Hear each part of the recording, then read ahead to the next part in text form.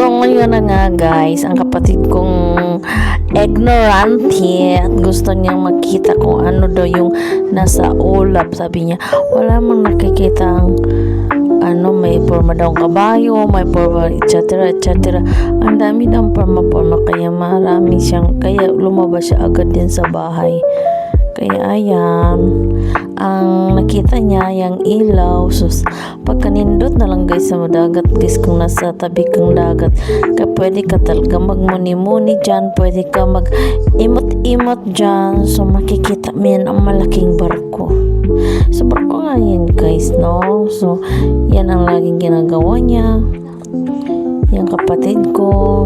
Kaya pala meron akong video na ako mag-upload kasi nanghingi ako sa kanya, bigyan mo ko ng dagat na video kasi namimiss ko na talaga guys maligo sa dagat, mag video sa dagat. So sobrang talaga yung alam mo yung galing kang bukid tapos gusto mo yung tapos tagal mo nang nakauwi tapos gusto mo balik-balikan yung mga ganyan, yung the single ka pag gusto mo mag-imot-imot na ganyan, diba?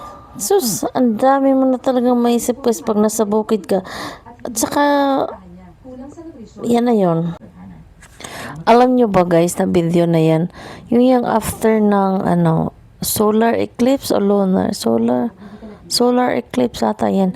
Sabi ng kapatid ko, hala, lalapas tayo, titingin tayo kasi may nga daw, may something daw na may nakikita daw sila na basta yun na yun, no. Pero wala naman sila nakikita kasi late na siyang gumising guys. Dapat pala pag may gusto silang titingnan dapat maaga. Yan na yung dyan. Pero in fairness ka, sarap maligo sa umaga dyan. Kasi tapos magdala ka ng saging, magdala ka ng kamuti, pag kinilaw kayo, o diba, mangingisda kayo siya, pwede kung may mga pukot kaya, pukot ba?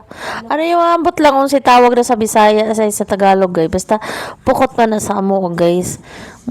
Pag mauli kay ko guys, di jud ko diretso sa guys kay tinaw kay na ilahang dagat guys niya, human lalo pa jud. Yun lang guys.